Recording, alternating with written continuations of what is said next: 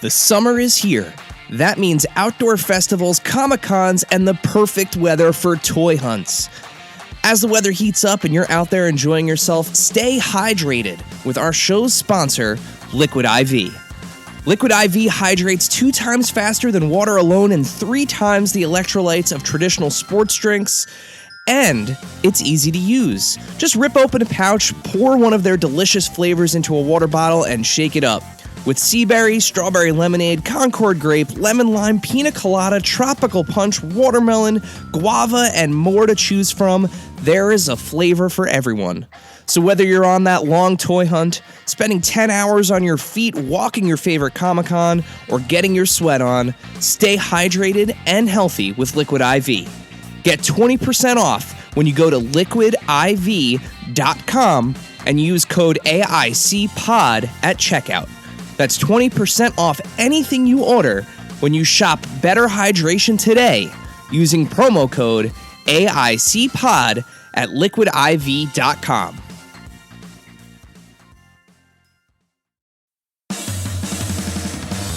Are you ready, kids?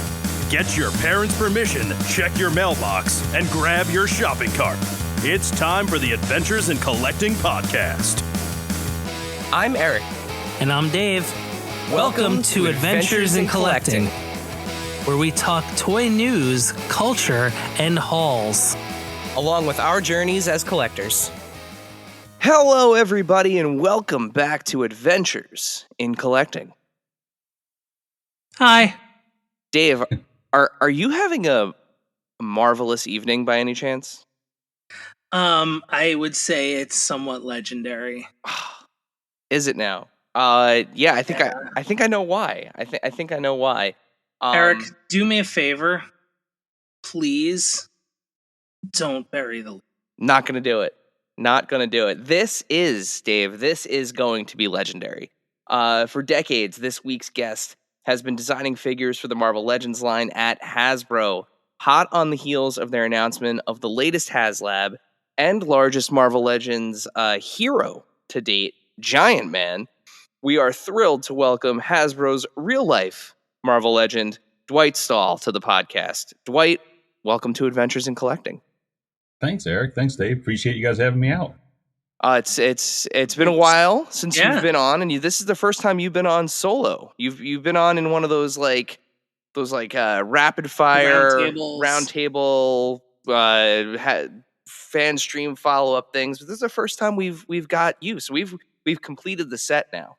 We've had the we're not allowed to say the big three anymore, I think, officially, but we've had Dwight, Ryan, and Dan on now. So you had the android and the alien, and now you get the wizard. There we go. Dig it. Well, before we hop into how you got your start in toys and your kind of travels through Hasbro, as this is a show about collecting, the first thing that we ask all of our guests, what are you currently collecting and what are some of your recent pickups? My current collecting habits have been curbed a bit of late, but I am still very much into my Lego minifigures.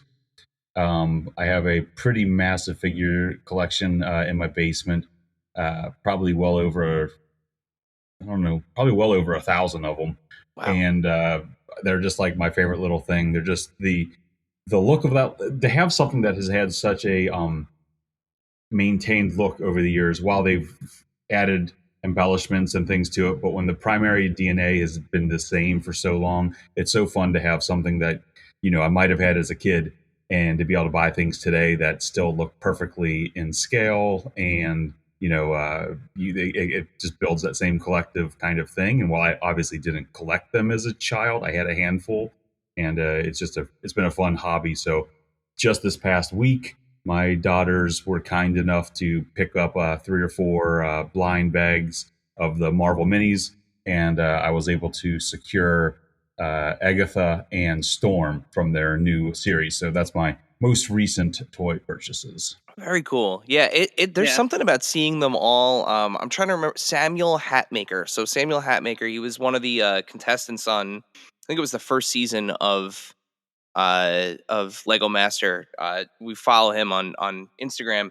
He had like a display that, one of those ones that's like, it almost looks like a curio, like all the like the individual like cubes lined up on his wall, and like seeing them all together. Those are cool. It actually is really, to your point, like it's fun how kind of uniform but different they are. So like it is really cool to see all the minifigs together.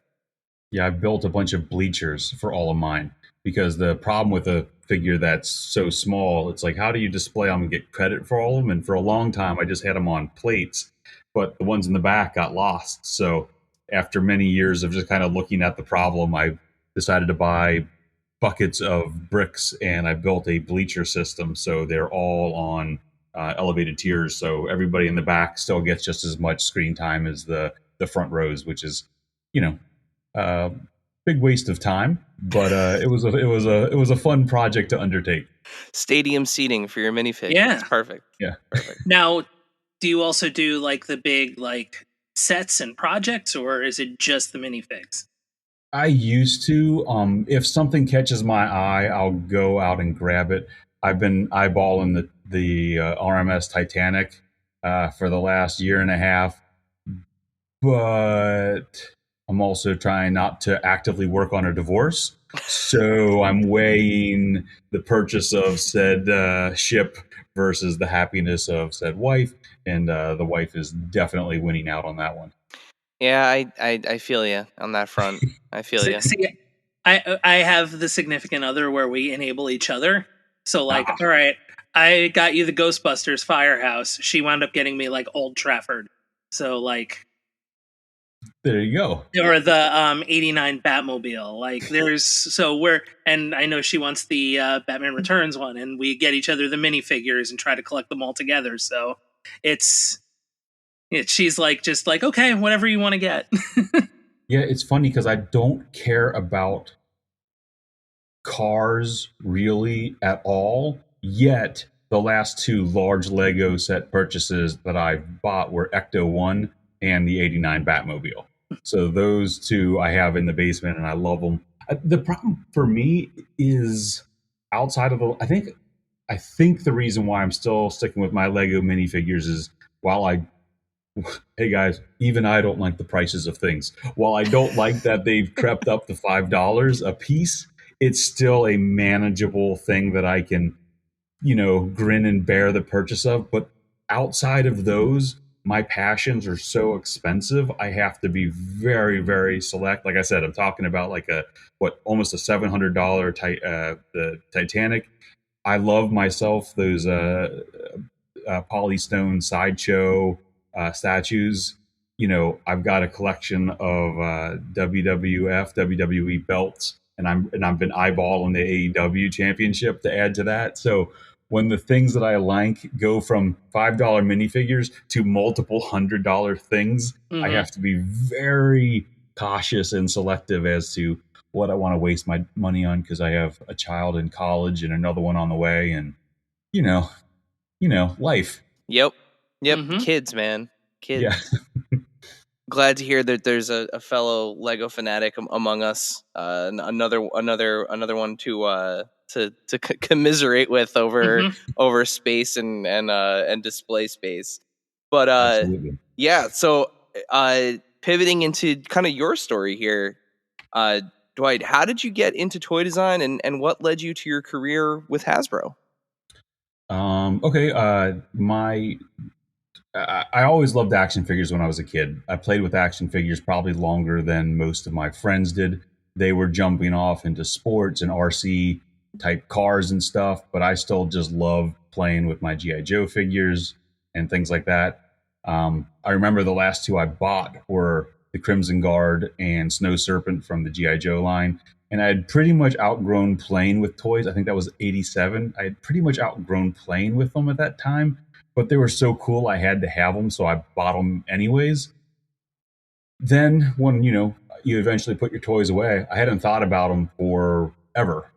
And I end up getting into industrial design at the University of Cincinnati. And with that program, it's a program that has the co-op to it, which is once you get into that level of school, which I think it was sophomore year, junior year, or something like that, you go to school for a quarter and then you have to get a job at a professional place. And I had a couple jobs, at different like graphics firms and doing bottle design and light design and stuff like that. And that was fine. But then I was lucky enough to land a co-op at Kenner, which was one of the companies that Hasbro owned in Cincinnati. And I just kind of got my foot in the door there, working on starting lineups and G.I. Joe 12-inch figures. So it just kind of re-sparked that love for toys that I hadn't, thought about for, 10 years or so. And I started picking up a lot of McFarlane figures at the time. They were, just killing it with their Spawn figures and their comic figures like Dark Child or that was more, I think, right? Yeah, I think so. So, picking up all those beautifully sculpted things, and it just kind of re-sparked that love for toys. And I just never left. Once I graduated, I reached out to some of my friends who had made the transfer to Hasbro in Rhode Island. And I said, hey, I need one more co-op to finish off my collegiate career. Do you guys mind bringing me up to do that? And they did. And I just never left. I was hired as a temp when my co-op expired. And then the temp fell into a full-time gig on BTR, which was one of our earlier versions of a brick system like Lego. And from that, I just kind of bounced around from a few different brands over the years, from G.I. Joe, Transformers, Star Wars, and eventually when the Marvel license came to Hasbro, they tapped me to join that team. And I've been there ever since, back since 2006. As someone who's been long tenured on Marvel Legends, you mentioned back since 2006. What are some of your favorite designs? I love the version 2 Juggernaut that we did. The redesign and shaping of the helmet kind of completed that Jim Lee era kind of look to him, and he kind of had a little bit more of that Capcom-y feel, which I absolutely was a massive fan of. So that version of Juggernaut was absolutely amazing. I love some of the newer things we've done, like the Spider-Verse figures that are done in that more animated style. The Miguel Spider-Man 2099 in particular, he's got that awesome, really super heroic V shape and size to him. So that was kind of fun. When you can do things that are a little bit different out of the norm, Spiral that we did most recently, the original one was a lot of fun to do, but the challenge of the look of a female form with 6 arms and to get all of that functional material to shove into a torso and make it playable and look really, really amazing was a really fun challenge. And I think the kind of aesthetics of some of those odd things are always kind of a different treat to try to tackle. Now you mentioned I love that you mentioned the kind of Capcom essence of Juggernaut, because you guys previously in a different scale, when the Marvel figures were still in 3.75, you had some of those Capcom 2-packs, and those were some of the coolest 2-packs ever. Every now and then I still see one kind of like show up at like a toy show or and I loved those designs too. I mean, that's like, honestly, as much as I read comics as a kid and still do today, there were I was introduced to a lot of characters through those games, through both Marvel versus Street Fighter and Marvel versus Capcom. Both of those series introduced me to a ton of characters that I was unfamiliar with. Oh yeah. Even me at that time, they were, when you were playing when Shuma Gorath came out for the first time, and I'm like, what is this thing? I don't know, but it was so weird. The way it would walk on its tentacles, and the moves were just so crazy and varied. It was a same thing. It was fun to check out these things that from pieces of Marvel lore that I had never ever opened or cracked a comic for, and kind of see that there's this bigger, broader, more insanely wonderful universe to learn so much more about. And kind of speaking of that insane universe, there are so many different characters, an absolute ocean of characters out there. And there have been characters that you guys have tackled, kind of several times now. You brought up a great example in Spiral. Have there been designs, specific designs over the years that haven't worked out, and have you had the opportunity to kind of go back and revisit some of those that like really stick in your head as ones that's like, I wish we could have done this at the time, but the technology or budget, whatever it was, have you had a chance to kind of revisit those? Sometimes, yeah, and I still got a handful that I'd like to get to. For instance, I guess a good example is as a jumping off point would be something like Shocker. The first time we did him, he's a lower tier character, right? We used our old Bucky Cap body as the base for it. Like we do with many of our figures, we have the base clean systems that we can use for different designs to allow us to make more figures for you guys throughout the calendar year by using a very thoughtful existing tooling library. So we had made that Shocker, and he had like new knee pads and elbow pads and forearms, I think, and probably a head. But the figure itself was basically just what you already have. And then just a couple years ago, we got to revisit that character, and we wanted to do it from scratch because the quilting pattern of his costume was so unique to that character. It was really fun to revisit him and give him a his just desserts the way he should have been. I hope to actually be able to revisit him at some point now that he exists and I don't have to spend the money on the tooling. I'd love to go back and throw more deco on him and get all of that, all those recessed lines painted out and bring him back out for like a super version. But Spiral was a good example of, I really enjoyed the first one we did, but she definitely could use an upgrade. And I think the next one that I want to do the most that I've been thinking about for a long time is Green Goblin, like classic Green Goblin. Because he's also been done just using existing parts and such an iconic character, arguably Spider-Man's greatest villain, definitely top one or two, depending on how you want to swing there.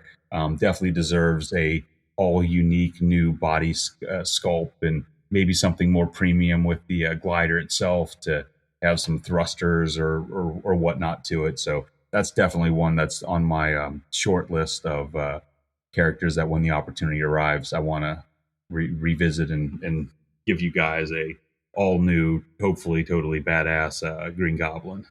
Yeah, that Shocker one too is something that I really appreciated. Instead of having the swappable hands, the like full swappable gauntlets on him. Like I thought that was a really cool add and something that I kind of something new that you guys had never really done before on a figure. And I thought it kept the lines nice and clean on his hands, and you didn't have like break up at the wrists with the gauntlets. It was a really cool touch to that figure. Thanks. Yeah, we never like to just think that what we've done today is good enough.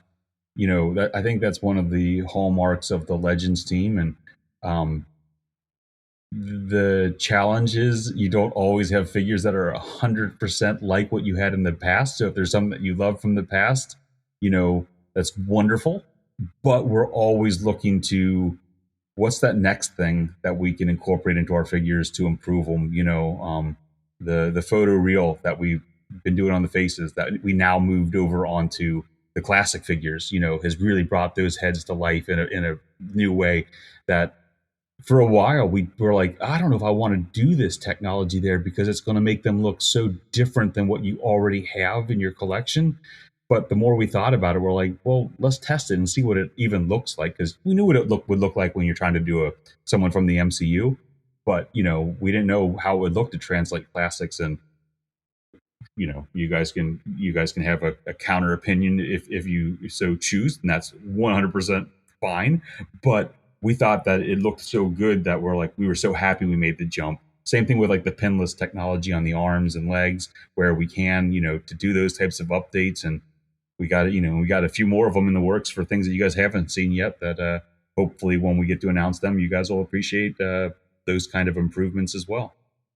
Yeah, the photo reel is like you said it's fascinating, right? Because I'm very open with the fact that the majority of my collection I kind of focus on MCU and Spider-Man the Animated Series. Like those are like my two, places of focus for Marvel Legends.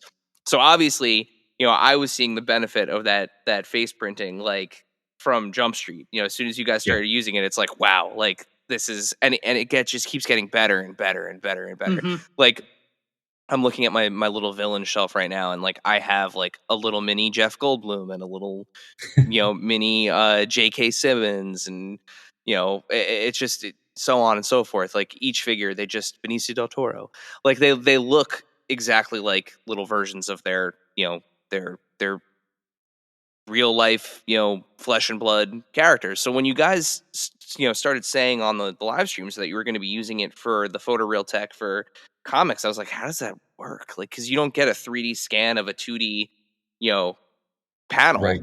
so like how do you decide, like, I don't even know how to word this question, how do you decide where that modeling kind of comes from? It comes from the brilliance of our extended team. Tony was our painter who worked with us for many years, making many of those figures that you're referencing, and he is leveled up, so to speak. And he doesn't do a whole lot of painting for us anymore. Every once in a while, I get a chance for him to come back and work on something special if I really, really beg and plead. But his immense talent he was able to imbue into his replacements. And Kristen is our new model artist who runs Marvel, and she is she's a master, and the way she can apply those files for the faces is, bar none, some of the best applications I've ever seen on this scale for this price in particular. And she deserves a lot of the credit for how that final look, comes together. That's the part of the magic of the Marvel team is we have so many components. There's a lot of incredibly talented people at Hasbro. Stop. But the people we have on the Marvel team, not only are they incredibly talented, but they have such passion for these projects and what they do. And if you have that extra something special, that those undefinable things, it just makes the work so much above and beyond. And I think that shows on some of those types of little extra bits of labor of love that the team puts into it. And that's one great example of that extra, passion really coming out into that final toy form for all of you, awesome fans to collect and add to your shelves. So is it just more of like a question? I guess it's more of like a question of like leveling up, right? Because you're, I guess the answer to what does this look like in 3D is like, this is what it looks like. And it's what comes out of the package, because, if it's something for decades, near 100 years of just like, hey, this is stuff that is, you've only looked at flat forever in minimal colors and all that. So like, I guess, does that add to the challenge? Because you're almost like creating this, like you're creating the textures, you're like, in a way. Yeah, I would say it definitely does. Some of the challenges are trying to find out what the backsides of some of these things look like too. When you're using different artists from 80 years ago to today, they brand Bibles weren't created for every character, right? From every artist's interpretation of the character designs. So sometimes you get something that's really hot or special, or you want to revisit, and it's a bloody nightmare to go through, piles of comic ref. I will say the Marvel Unlimited app helps a lot with you having a source to go through so much of it. That's a wonderful tool. But even that is not, complete, right? So to try to find some of those things it can be a real challenge, especially when you want to make this thing fully realized, not just from the front, but, as a fully fleshed out 3D thing. You mean Jack Kirby didn't draw turnarounds of every character he ever drew? How rude of him. How rude. Slacker. So Giant Man. Let's get into Giant Man. Giant Man has the opportunity to now, finally come to life in his real form, right, is in true to scale, right? An actual giant man in 1/12 scale. What led to the decision to go with Giant Man as the latest HasLab? A big part of it was the anniversary year we're living in. Knowing that we had this big anniversary program for the fall with, all of those amazing items that are out there now, the Hulk and Banner, the super articulated Black Widow, Hawkeye and Sky Cycle, et cetera, et cetera. We were like, well, let's keep this Avengers train rolling. And what better way to zigzag a little bit and to give you something that can go one-on-one, toe-to-toe with a Sentinel or a Galactus that you may already have in your collection. And that would be to go for the biggest hero we've done to this point, which is a 24-inch Giant Man. Those kind of things compiled with, I know that there's a lot of people who are like, I'm very happy with the Toy Biz one I have, the Build-A-Figure from the end of their run. And that's wonderful. If you're lucky enough to have completed that figure, that awesome figure for the time and when it was created, that's cool. I'm very happy for you. But that was, over 10, 12, I don't know how many, it's been a while. It's been a long while. It's been a generation since that was made. Yeah. And it's like, and there's so many more collectors out there now today, or fans even of the character as he's made appearances in the MCU, and just, it's time to try to do something that's, to get that character out there on a meaningful, massive scale, for the next generation. And if you want to support it, awesome. Please jump on board and come along with us for another fun, amazing ride. But, if you guys are happy with one you already have, by all means, that's 100% okay as well. Yeah. And I mean, he was, like you said, it was towards the end of the run. So, I mean, he was tough to build back in the day. Mm-hmm. And I mean, he commands quite a penny on the aftermarket. Yeah. These days too. Yeah, but yeah, I mean, it's a world of difference though. You're looking at a 24-inch figure as opposed to a 12-inch one, right? I mean, like you said, it's, he's meant to go toe to toe with some of those previous centerpieces that you guys have put out. Absolutely. So what have been some of the challenges with designing Giant Man? Adding tiers, but keeping him at a very accessible price. That was a big part. Before you even talk about Giant Man itself, is what did this thing offer? What were we going to do with him? And trying to learn from previous campaigns, what worked and what didn't, all goes into it. So we kind of wanted to stay clear of the 6-inch figures this time. They were very polarizing in honestly all of the campaigns we've done. Having characters like Bastion, who you had never had in the Sentinel, having cancer like Morg in Frankie Ray, and with Galactus, and then having characters like the Goblin Queen and Mephisto in part of the Hell Charger. We saw really interesting opinions online. Some people were super excited to have the opportunity to get those characters. Other people were upset about, holding hostage those types of characters in a big campaign. And we're like, okay, well, let's not do that this time. Let's just focus on making Giant Man himself the centerpiece. Let's get that price down, and give them just this big, massive 24-inch awesome figure without any of that other stuff that has so many polarizing opinions.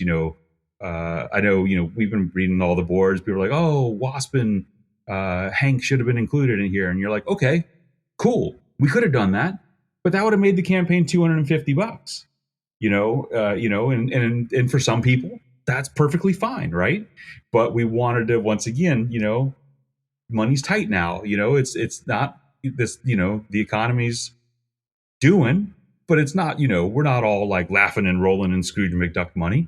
So, we wanted to make sure we had that thing at a price point that was as accessible to as many people as possible. So that's kind of where we focused on the tiers, with some extra little bits and pieces that we could throw in there to have a little bit of fun, to have people have the ability to make other variations of him, just because that's kind of, something we've done with all of our HasLab campaigns.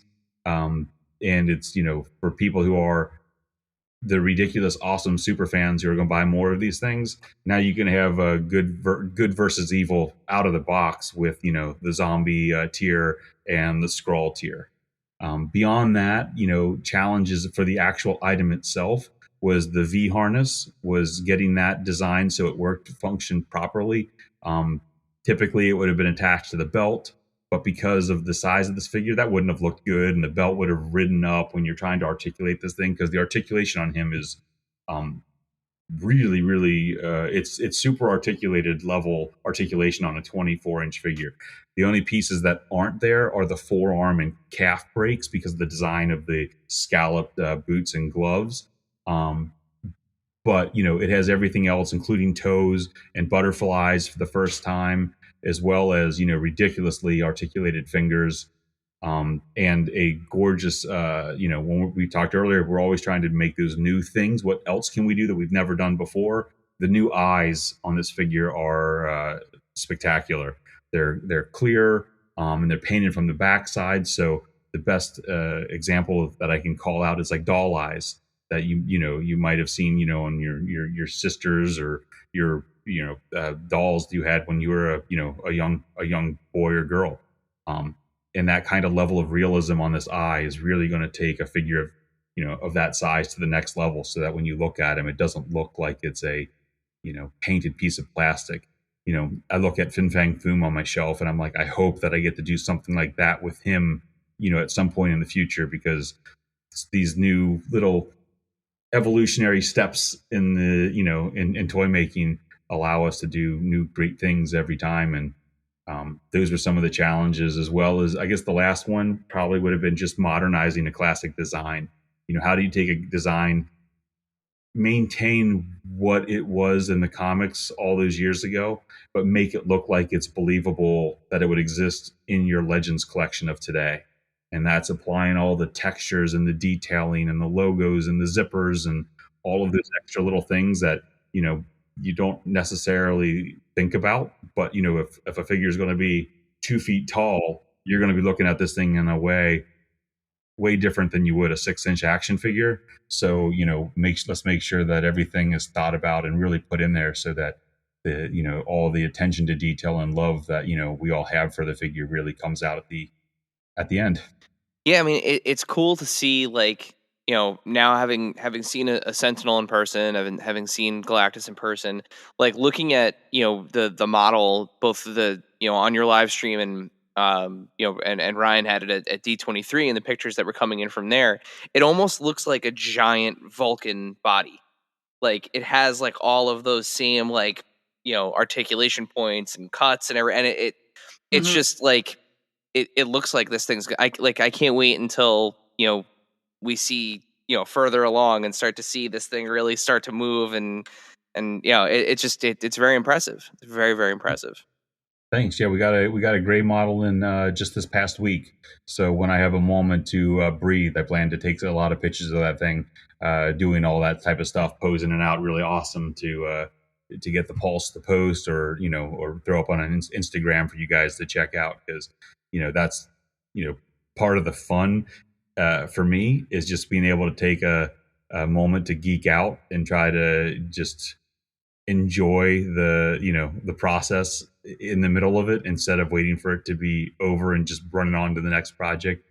I had a blast with the Engine of Vengeance last year, just taking that thing out to a parking lot in a baseball diamond, you know, in the evening during my kids' soccer practice, and just, you know, laying around in the dirt and in the gravel, and having parents look at you like, what is wrong with this grown man, you know, crawling around like an army soldier out in the middle of nowhere, taking pictures of a glowing car. Yeah, you know, you look kind of like a moron, but, you know, I've been called worse by better people, so I can deal with that.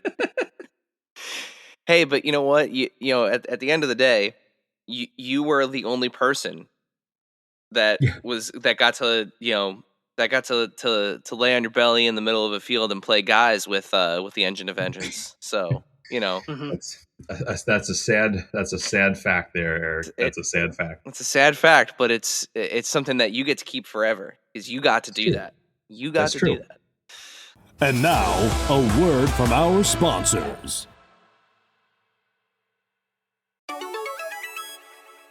This segment is brought to you by our friends at Chubsy Wubsy Toys. A traditional mom-and-pop toy store in Little Falls, New Jersey, Chubsy Wubsy Toys brings you the best new toys from the brands you love without the hassle of pounding the pavement searching for them at larger retail stores. Visit them in person at their brand new home at 101 Newark Pompton Turnpike, Suite 1 in Little Falls, New Jersey, or online at chubsywubsy.com. That's CHUBZYWUBZZY.com. And tell them Adventures in Collecting sent you. Rewind and press play on your VHS collection with CGC. CGC is excited to announce our newest collectible vertical, CGC Home Video. As a division dedicated to authenticating and grading your VHS collection, our experts are ready to help you encapsulate your favorite video cassettes. Don't settle for static on the screen. Submit today at cgcgrading.com. That's cgcgrading.com. Face it, shaker bottles suck. Your shakes always come out clumpy and they're a pain to clean. You're right, Dave. That's why I decided to ditch my shaker bottle for good and get myself a BlendJet 2 portable blender. It makes perfectly blended shakes in just 20 seconds. BlendJet 2 is portable, so you can blend up a smoothie at work, a protein shake at the gym, or even a margarita on the beach. It's small enough to fit in a cup holder, but powerful enough to blast through tough ingredients like ice and frozen fruit with ease. BlendJet 2 is whisper quiet, so you can make your morning smoothie without waking up the whole house. It lasts for over 15 blends and recharges quickly via USB-C. Best of all, BlendJet 2 cleans itself. Just blend water with a drop of soap and you're good to go.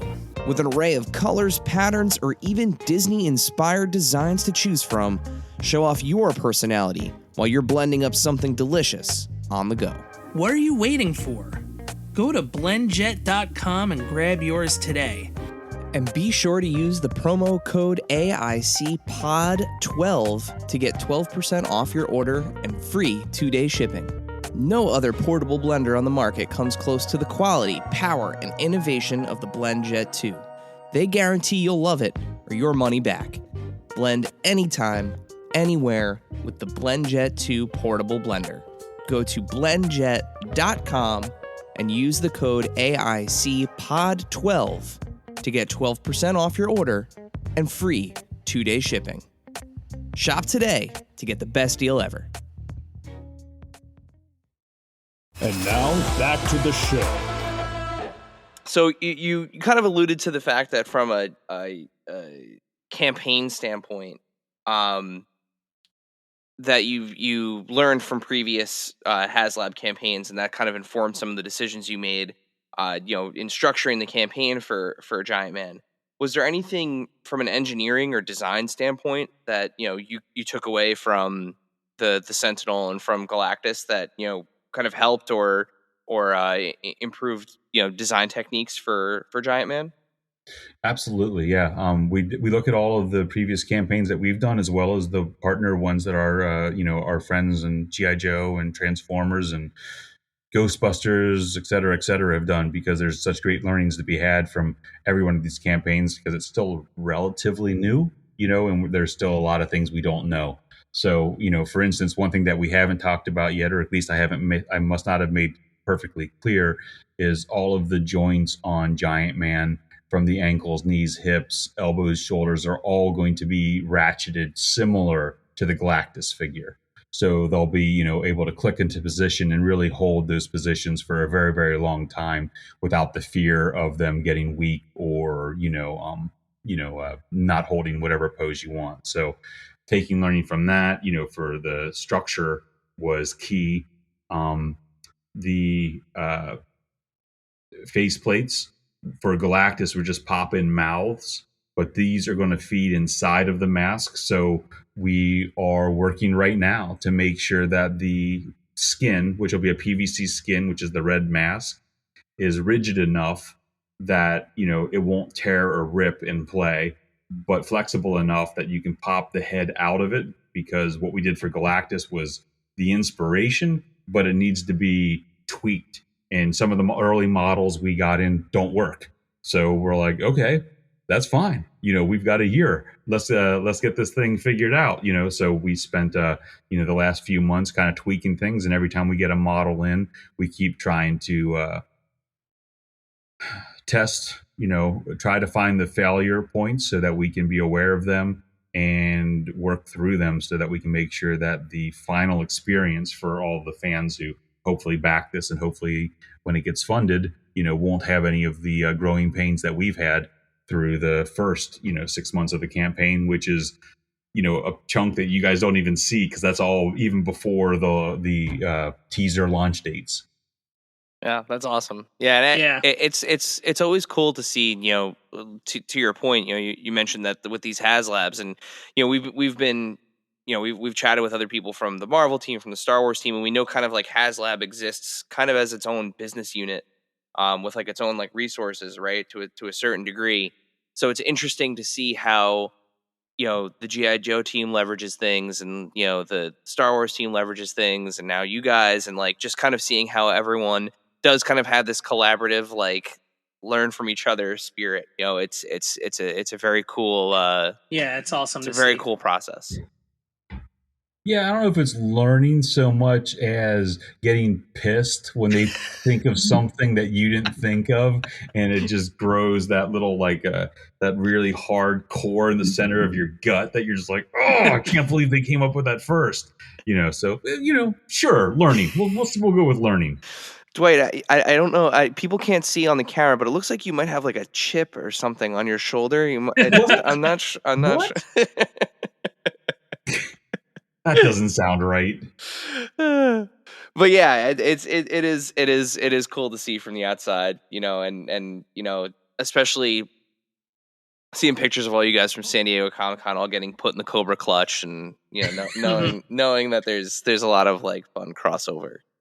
Absolutely. Yeah, we got some great people that work on all the different brands, and getting a chance to be in a building that's you're so close to so much creative genius, and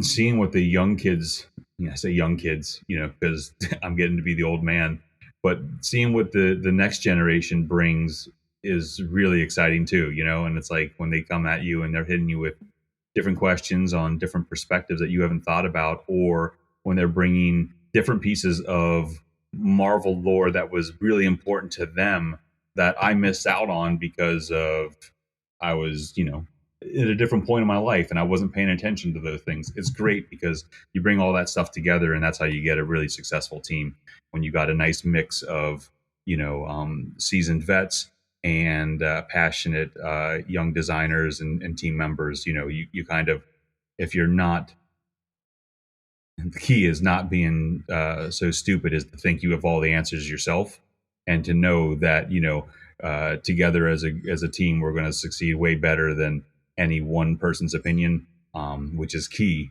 But if you're willing to realize that you don't have all the answers, you got a really good potential at Hasbro to get most things right, or at least step forward on the right foot to lead to hopeful success. So before we head into our typical Q&A section, Dave has prepared something a little bit special for this interview, because we know that there is some additional crossover, right, between our likes and your likes. So Dave, why don't you talk about this first question that you have here for Dwight? I'm glad you mentioned team, because I'm gonna pull up our team here. So we know that, like us, you're a big soccer fan. Yes. So if you could field an 11-character Marvel lineup to put onto the pitch, who would it be, and what is your formation? Okay. All right. Well, that's fun. If you're going, okay, all right. So I can give you that answer, but if you're going to build a team, you got to start with a coach, right? Okay. So if I'm going to throw a coach out there, someone who has the foresight and insight and ability to know what's going to happen out on that pitch, I'm going to take Charles Xavier as my coach. Okay. Fair. And I'm going to build from. I'm going to go with it's Marvel, so I'm going to go with an offensive-minded team. So I'm going to go with a 4-4-2. Okay, but I'm going to start with defense and then work forward. Okay. My goalie would be the Blob Okay. because he's immovable and he would block the entire goal or most of the goal anyways, making penalty shots impossible. And the ability to get a ball past him while he's not the most agile, I think his bulk would really, really serve well if Blob is in goal. Then my two defenders, one would be Quicksilver, so that he has the speed to negate any clever attacks coming at him. Now, mind you, this team would have to get along, and I'm sure Charles would be able to manage that. But my other defender would be Gravitron. So if he's able to, Gravitron's able to, manipulate, things coming at him, he can either slow down adversaries or adjust the ball's density and stuff to help keep things on track. Now, in my midfield, you got to have some magic users because you just don't know what's coming at you, and you got to be able to protect your boys and ladies from whatever's out there. So I got on my left and right mid, I got Doctor Strange and the Scarlet Witch. I think those two together can cover any outer threats that might mess with what's going on the pitch. Now, my center midfield, I have two. Because first, to have a successful team, you have to have a field captain. You have to have someone that you can rally behind, that you know that person is going to take you home for the win. And that's where Captain America goes. One, he's a perfect physical specimen. And two, he is going to be the person out there that's like, I am going to lead by example. Come with me, and we're going to win this game. And then next to him, you got to have a defensive mid that is a stone wall for your opponents to break upon. And that's where Sentry would go. So he's got the power, and he's a little bit crazy. So you just never know when you might need that guy out there that can just go out there and get a yellow card if need be by taking somebody or taking someone down a level, right? All right. Strikers. Domino as my left wing, because a little bit of luck on your side is not going to be a bad thing. Now, to counter Domino on the left, I've got Ultron on the right, because he's never going to get tired, and his brain would be able to figure out all the trajectories and things that would be needed to have perfect passing and so on and so forth. You need some perfect specimens just to be able to run, and get shit done. So I got Power Princess as my center, one of my two centers. And this is a curveball for you, but technically it still counts. I have Lionel Messi as my other one because I did my homework and I found that he was in Marvel Comics, did make some little snippets for him and other players for the FIFA 18 World Cup. So technically, I think I'm still covered there. And if you have the opportunity to put Leo on the pitch, why wouldn't you do that? So That's fair. So Messi Marvel Legends when? Oh man, from your mouth to the goodness of the universes, I would absolutely lose my mind to get a chance to make that action figure. Oh my god! So we had put together. We started at a 4-4-2. Yeah, that's where we started. And Dave is gonna walk us through the Adventures in Collecting team. I am going to say before we announce our team, I'm pretty sure we're boned, but I would like to continue forward with what we had picked. Mm-hmm. Yeah. So we went 4-3-2-1. Okay. So Coach Nick Fury, because he's got the answers. I like that. And I feel like we've got a bit of a more, I'll say, defensive squad. He's a good motivator, Nick. He's Fury. A good motivator. He knows defense, right? As the head of Shield. So our backline is so we went with Robbie Reyes and Mark Spector on the sides, on the outsides as your backs. Just basically, you know, like penance stare and the ability to basically those mystical powers in order to prevent anybody coming up the wings. And you need two of the biggest bodies you can get and clogging up the middle. So of course you have Hulk and Thing. How are you going to get through a literal brick wall? That's a pretty terrifying defensive center. Yes. Yeah, and now if you happen to, similar to the Blob stopping everything in sight, I think Reed Richards would be able to also do that. I like that. It's same benefits with added agility. Yeah. Yeah. Yep. Now, the midfield. This is where it gets a little interesting because I like that D mid strategy too, but I feel like similar ideas, but he's someone who's a bit more, I'll say, generous. He's not going to be someone who's going to kind of go up the field and try to score himself. He's going to want to distribute and kind of watch both ends, and that's where Steve Rogers fits in with us as that like 6. Now, on the wing, you want two people who are veritable sharpshooters to get crosses in, right? So who better than Black Widow and Kate Bishop? I like that. To get those crosses in. Pinpoint accuracy. So then we've got our front two, and it's kind of like that whole like two people up front that could score and play off of the center forward, but still be able to do well themselves. You know, speed, agility, Peter Parker, and T'Challa. I like that.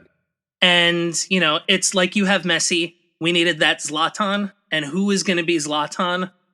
That Zlatan, Messi type of player. Of course, Tony Stark.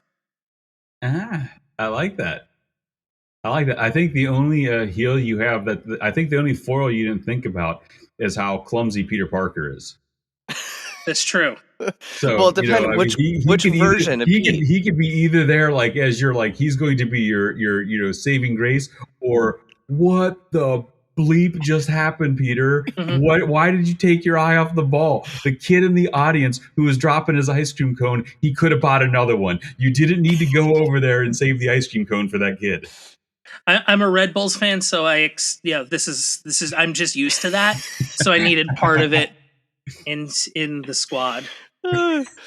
Yeah, we like to we welcome the abuse. We're just I would like to say though it is not the Tom Holland version, the spoiler secret breaker. Like it's not that version of Peter Parker. Like we're going like classic Peter Parker. So like a little less or a little more reliable, a little more consistent Peter Parker. Like I want to see this happening. I think the only thing we need to come up with is what's our multiversal coin toss for Steve Rogers, right? So we can each have that Steve out there, you know. I think that looks like that's the only hiccup that we have to settle, and then we can make this thing happen. Yeah, it's true. Yeah. Or it's just like you flip the coin and one of you gets Bucky and the other one gets Cap. Like that's there you go. Yeah.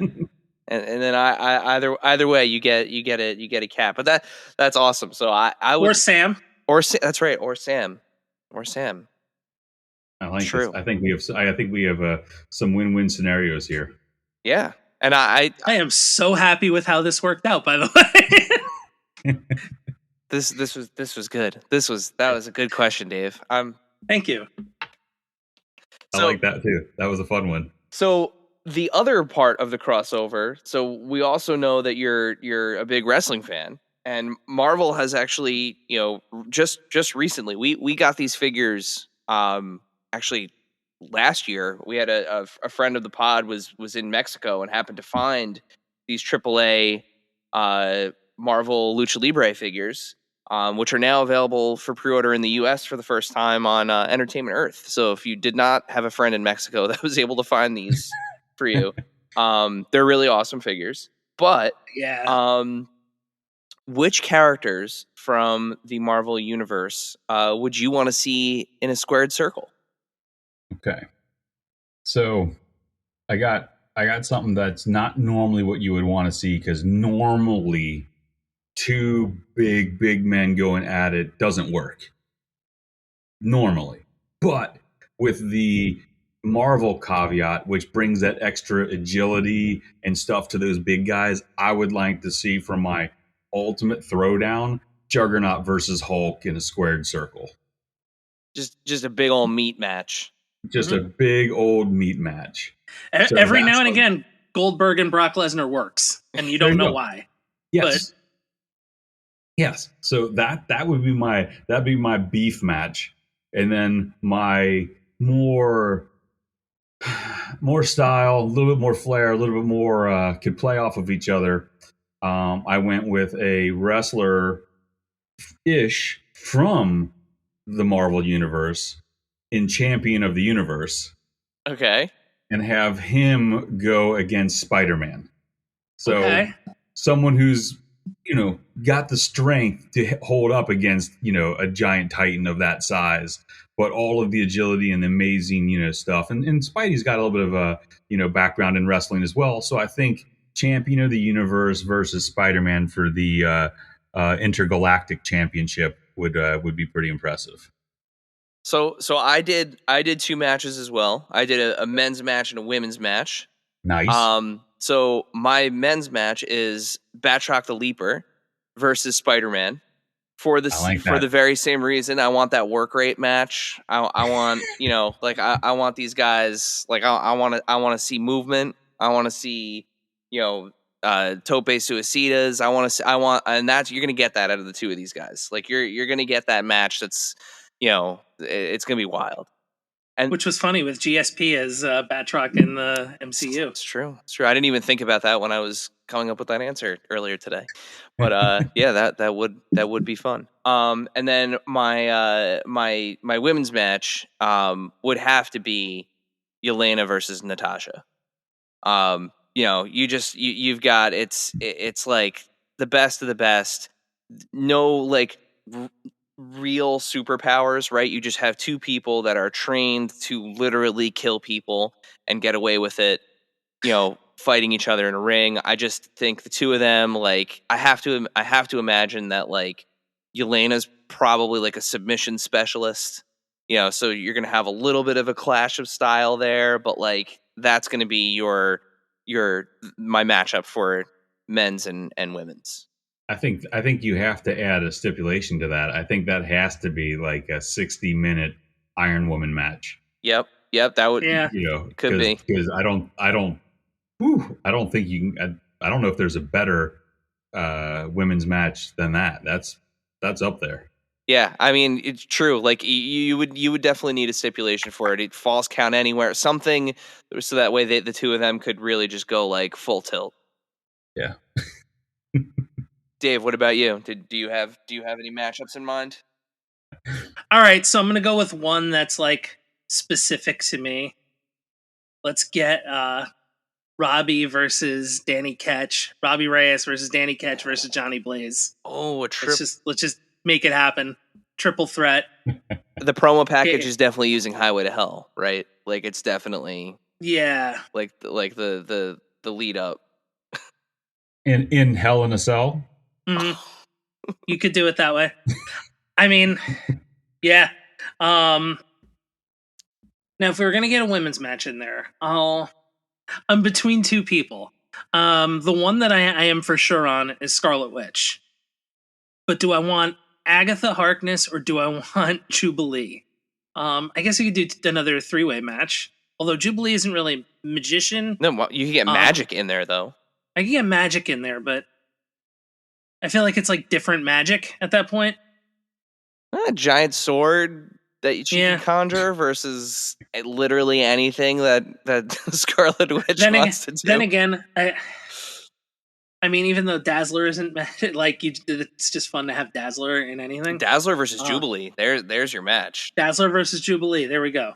You have to hand out sunglasses to the entire crowd. Yeah. It's part rock concert, part part discotheque, part exploding barbed wire match. Yeah.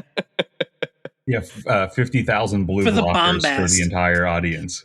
For the bombast and nothing more. Because I feel like the all magic could just get like. I feel like it would almost be a draw. Stop turning things into other things and fight. Yeah. Yeah. I like the women's hook though, so I'm going to throw in a bonus pre-card match of She-Hulk versus Titania. It's classic matchup. Matchup. Yeah, nothing out of the norm there, but I would like to see that inside the ring. Yeah, if provided they could keep it in the ring. That's that would be the issue. Yeah, you could tell I went full like 80s. What's my 80s WWF bombastic like card match there? Well, I mean, Dazzler always had those Alundra Blaze, I should say, always had Dazzler vibes. So, yeah, I'm picking that up. Or Medusa. I always go with Alundra Blaze, but Medusa is probably the more famous name. So this takes us into our Q&A, Dwight. So, all right. We know that having access to you is a privilege, so we want to make sure that we get our listeners and our followers questions in here, along with some fun curveballs. Dave, remind our listeners and our followers how do they submit questions for our interview episodes?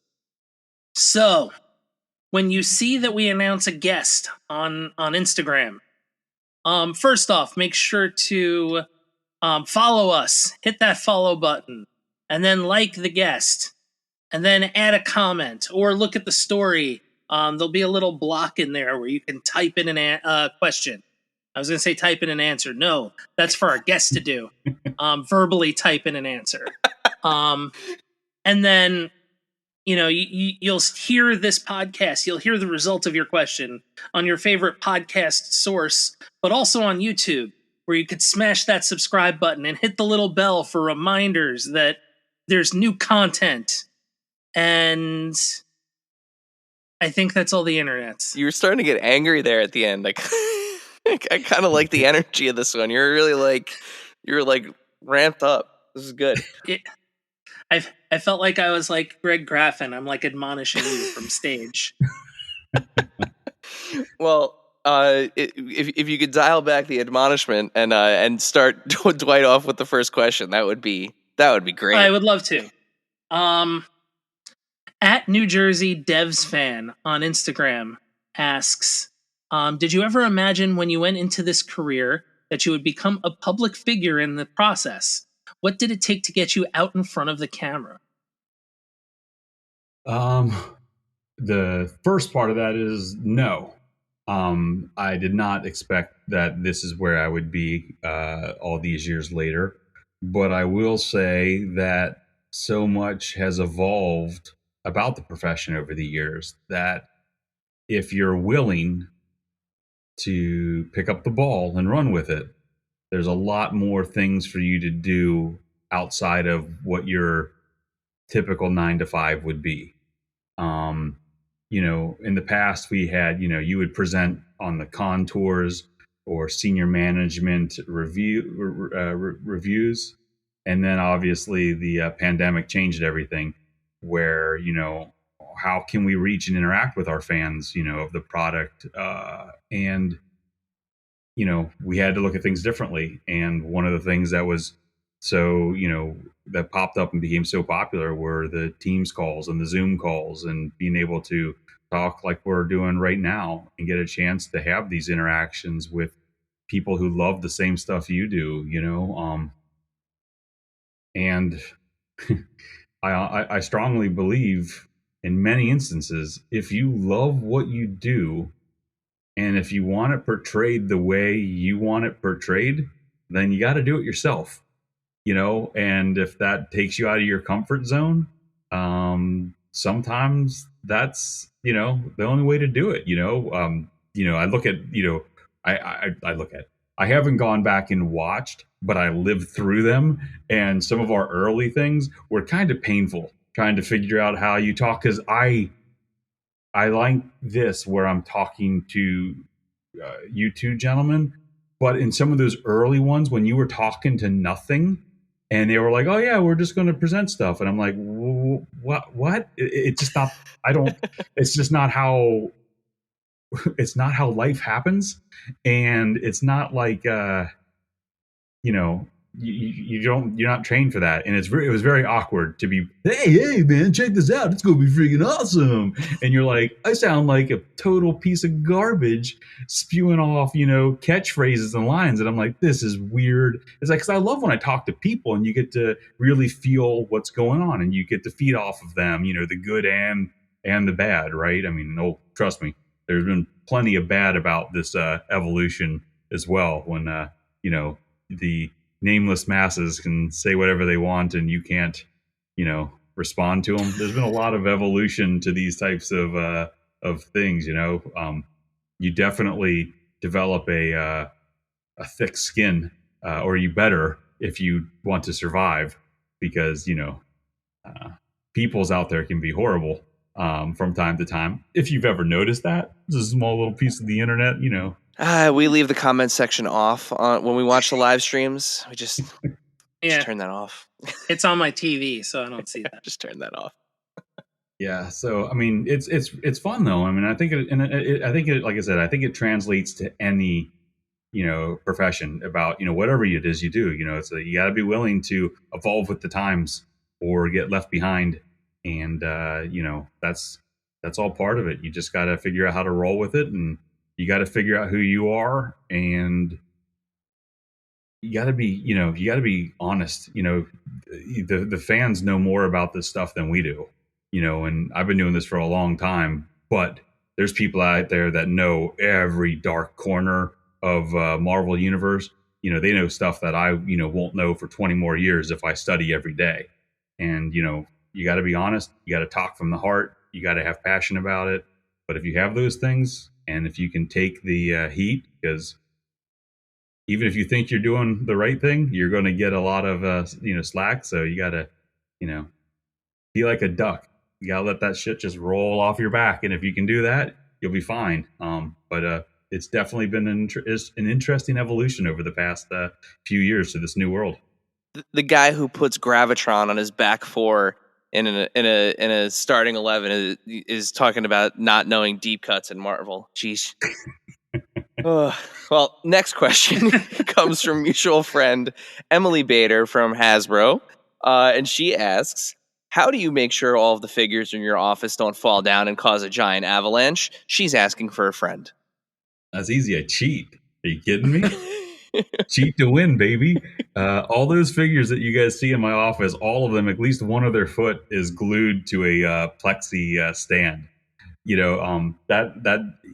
Which I know the toy purists out there are screaming, you did what? That figure's worth blah, blah, blah. And you did what? That office is amazing. I absolutely love my office space, but it is a working archive.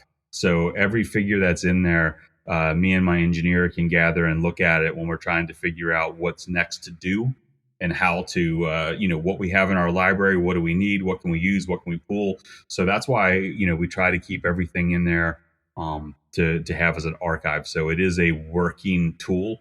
And because of that, I've treated it as such. My collection at home, I take a little bit better, care of, because I would not want to do that to my toys. And I wouldn't recommend that necessarily to anybody, because while usually hot glue is pretty easy to remove, it's just kind of can be messy, but they're all glued to little clear stands so that if they fall over, it's much easier to put them back up, and they it creates that interlocking kind of system that kind of keeps everybody in place. Yep.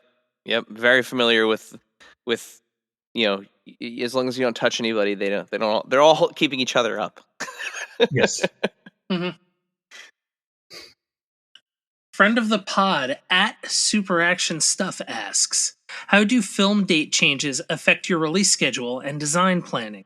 For instance, with the current industry strikes, do you have contingency plans in place should the 2024/2025 releases get pushed? There's always something to contend with. Nothing's ever. What is it? The best laid plans, right? Yeah. Always somehow manage to blow up in your faces, and I think that's pretty much just that's definitely toy development 101. You can have the most glorious thing laid out in front of you. You got this roadmap that you're like, oh, this is going to be killer, and then an actor gets injured on set, or a writer's strike, or a global pandemic. Yeah, a once in a generation global pandemic. Yes. So, yeah, we don't develop like extra things to put into place, but Marvel in particular has more flexibility than many brands that are heavily entertainment driven, because we have such a deep well of comic and previous animation and even previous MCU things that we haven't yet tapped into. Like, there's still plenty of figures from phase 1, 2, and 3 that we haven't addressed. So, we have the ability to come up with a story and to pivot to some of those other things. And there could be some delays because of that. But we also have the ability to do pre-orders nowadays, which also can be nice. So even if you can't have the product on shelf when you might want it because of delays, you can still develop product and pre-sell it, in a similar type of window, as long as things aren't too crazy. But sometimes you just got to roll with the punches and do the best you can. But that's and I'm sure next year will hit us with a whole new surprise of something else to contend with too. Please, I hope not. Yeah. I've not really enjoyed the "there's always something" these days. Yeah, and that goes beyond the toys thing. Like, we need a break, man. We just need a break. Agreed. All right, so the last question in our Q&A comes from, once again, mutual friend, and this time a fellow Marvel Legends team member, Ryan Ting, asks, what do you call a dense bread roll in the shape of a ring that is made by boiling dough and then baking it? I'm not going to fall for this, that son of a... I'm going to say I call it delicious. That's what I call it. Absolutely delicious. Sometimes with blueberries, sometimes with cinnamon and sugar molted on top. Delicious. That's what I call it, you punk.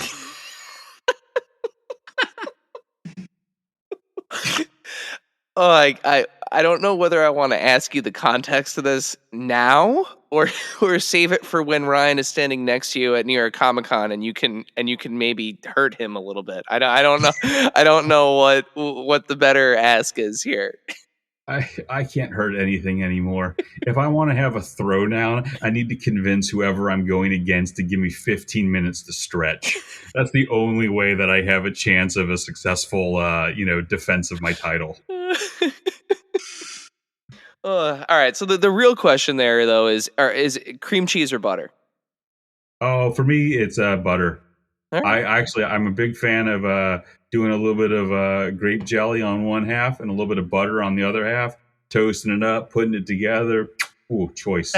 That's my favorite. Like, I just was sick, or I am currently sick. Yeah. Like, thing to have, where it's just like either toast or an English muffin or the aforementioned bread ring.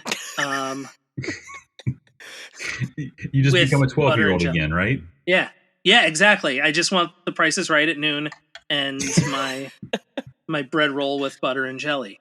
Rest in peace, Bob Barker. Yeah, seriously. Pour one out. Guy got as close to 100 as he could without going over. I'm the rare Here's the thing with this. I'm the rare New Jersey native that prefers butter because A, it's easier to eat when you're driving. Because you always get cream cheese with a side of the bread ring. You do not get bread ring with a little bit of cream cheese on it.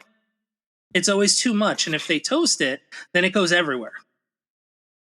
And then you have to wash your car like afterwards. I'm gonna call it bread ring forever now, but not like a bread ring, just bread ring. Like, Bread do ring. you want bread ring toasted?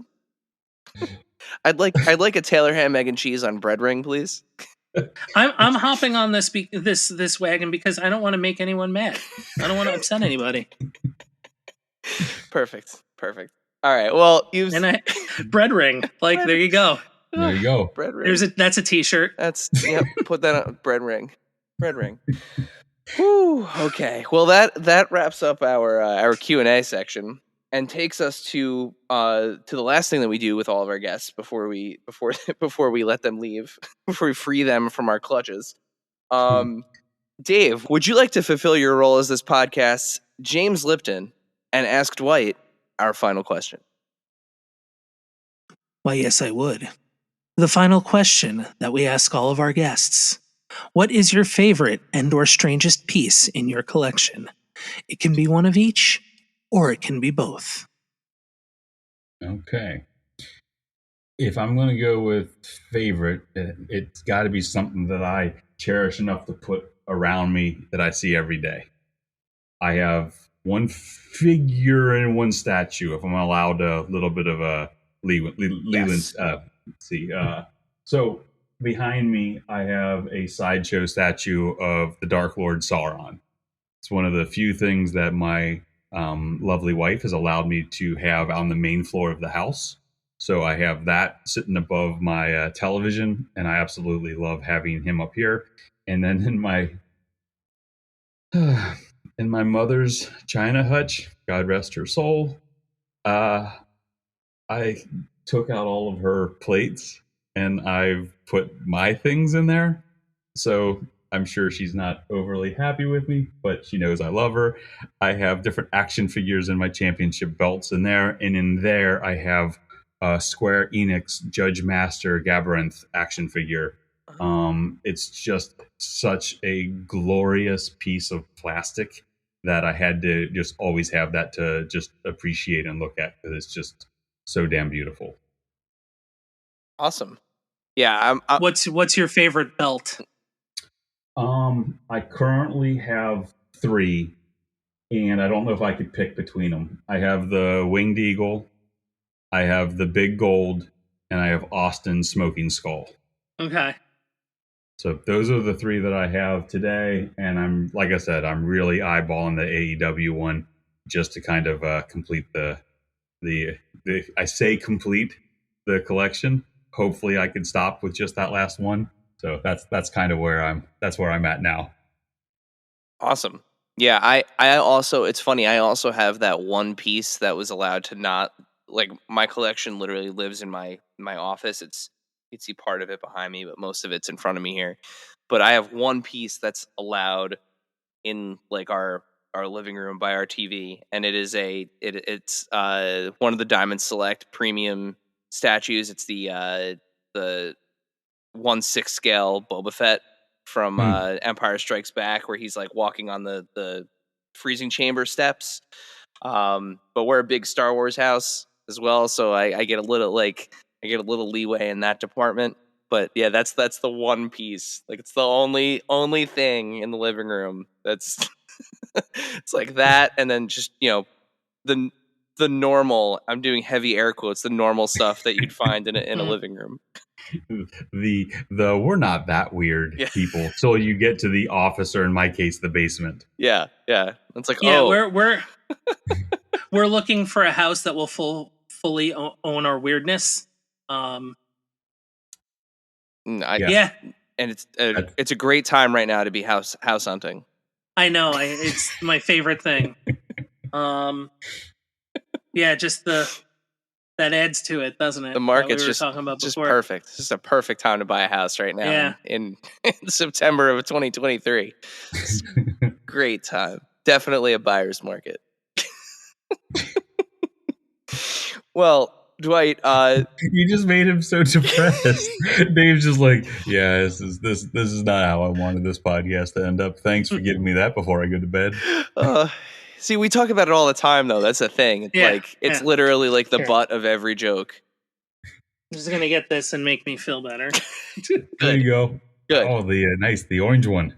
Yeah, the blue one's over there too. Well, Dwight, thank you so much for taking the time to chat with us tonight.